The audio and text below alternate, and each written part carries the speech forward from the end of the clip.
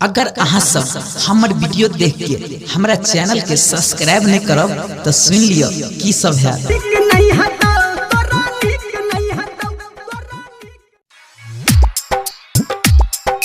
चोलिया के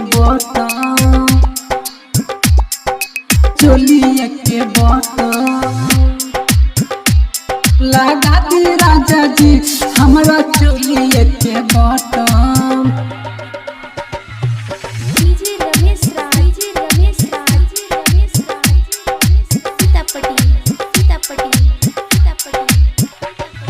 अखन अहाँ सब सुन रहल छी मदना से विराट म्यूजिक के शानदार प्रस्तुति प्रेजेंटेड बाय विराट म्यूजिक। हमारा के छोर सैया गैला परदेश घरे या राजा जी। हमारा के छोर सैया गैला परदेश घरे या राजा जी, घरे या राजा जी। हमारा चोलिए के बटम लगा दी सैया जी, हमारा चोलिए के बटम लगा दी राजा जी, हमारा चोलिए के बटम। आईना हमारा के छोर सैया गैला परदेश घरे या राजा जी। हमारा के छोर सैया गैला परदेश घरे या राजा जी, घरे या राजा जी।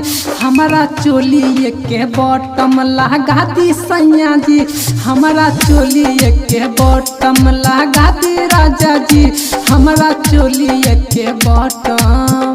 आईना चोलिया के बटन, चोलिया के बटन लगा दी राजा जी हमारा चोलिया के बटन।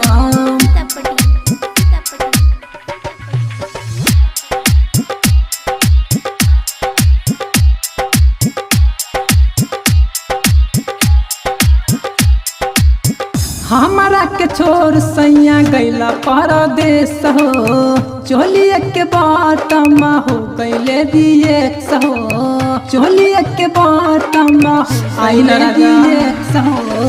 हमारा के छोर सैया गैला परदेश हो, चोलिया के बटम हो गैले दिए हो। अब नहीं मानव सैया आवा तू घरे लगा दे राजा जी। अब नहीं मानव सैया आवा तू घरे लगा दे राजा जी, लगा दे राजा जी। हमारा चोलिए के बटम लगा दी सैया जी, हमारा चोलिए के बटम लगा दी राजा जी, हमारा चोलिए के बटम। चोलिया के बटन, चोलिया के बटन लगा दी राजा जी हमारा चोलिया के button.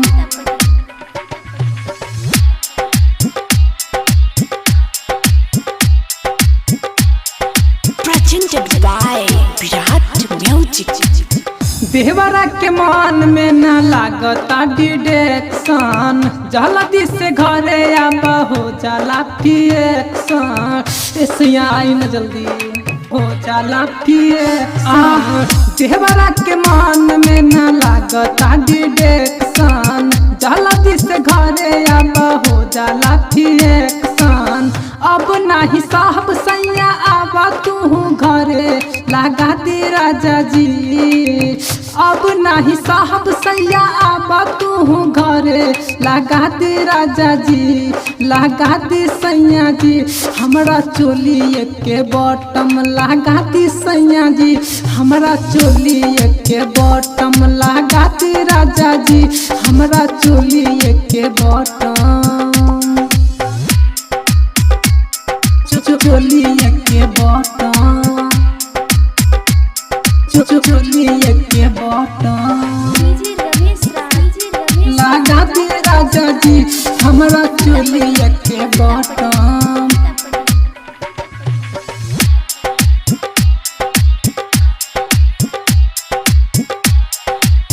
Presented by Virat music. Vivek बाद बादल ना होखेला तैयारी प्यारे सरवान के होखेला कहानी खेला कहानी